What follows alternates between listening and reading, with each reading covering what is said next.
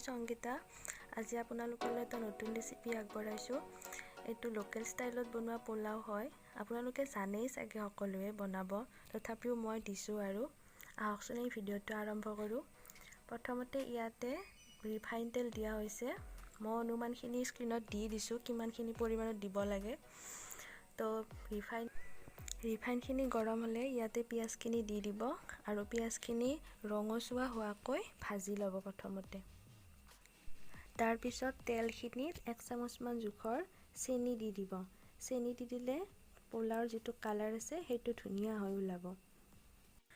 এতিয়া এইখিনি ভালকৈ ৰঙচুৱা হোৱালৈকে লৰাই ভাজি থাকিলে হ'ল।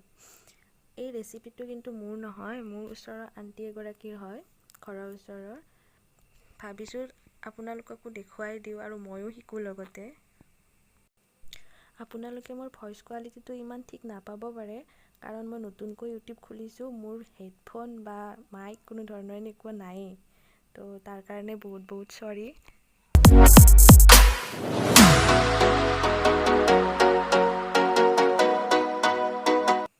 আমাৰ পিঁয়াজখিনি ৰঙচুৱা হৈ গৈছে। এতিয়া ইয়াত চাউলখিনি ঢালি দিছোঁ। চাউলখিনি কিন্তু 1 ঘণ্টা আগত ধুই পেলাই থৈ দিব লাগে।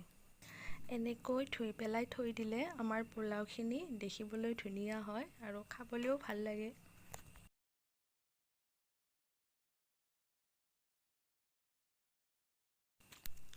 পানীটো বেছিকৈ দিব নালাগে, যাতে এনেকুৱা হ'ব লাগে পানীও শুকাই যায়, চাউলখিনিও ধুনীয়াকৈ সিজি যায়। এনেকুৱা ধৰণৰকৈ পানীখিনি দিব লাগে। ইয়াত কিন্তু আমি উতলি থকা গৰম পানী ব্যৱহাৰ কৰিছোঁ। পাৰিলে আপোনালোকেও সেইটোৱে ব্যৱহাৰ কৰিব। এতিয়া এইখিনি ভালকৈ লৰাই দিছোঁ আৰু তাৰপিছত ইয়াতে যিখিনি আমাৰ তেজপাত আছিল, গৰম মছলাৰ যিখিনি দালচিনি, ইলাচি এইখিনি আছিল, সেইখিনি আমি ইয়াত দি দিম। আৰু পাৰিলে পিঁয়াজ অকণমান শেষলৈকে বচাই থ'ব, যাতে এতিয়া এইখিনি টাইমত দিব পাৰে। আৰু আমাৰ যি আদা বটাখিনি আছিলে, আদাখিনি পেষ্ট কৰি থোৱা, সেইখিনিও আমি এতিয়াই দি দিম ইয়াতে। বেছি দিব নালাগে, 1 চামুচমান জোখৰ দি দিলে হ'ল। এতিয়া এইখিনি ভালকৈ লৰাব লাগিব।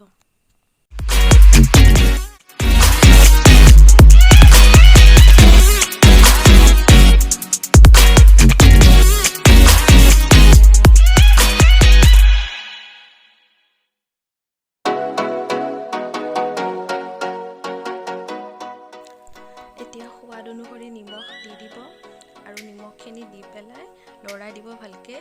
আৰু পাৰিলে চেক কৰি চাব একবাৰ, নিমখটো যদি লাগে আৰু এড কৰি দিব পাৰিব।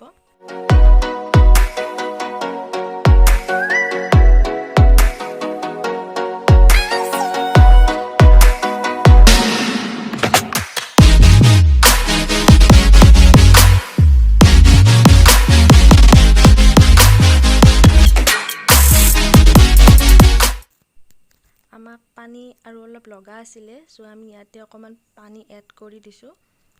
আপোনালোকে চাই ল'ব কিমানখিনি পানীৰ প্ৰয়োজন হয়। আৰু এটা কথা ক'বলৈ ৰৈ গৈছিলে, যেতিয়া আমি পোলাওখিনি বনাইছিলোঁ আৰম্ভতে আমি জুইটো একেবাৰে কম কৰি দিছিলোঁ। খৰিখিনি গুচাই থোৱা আছে, আপোনালোকে দেখিব পাইছে।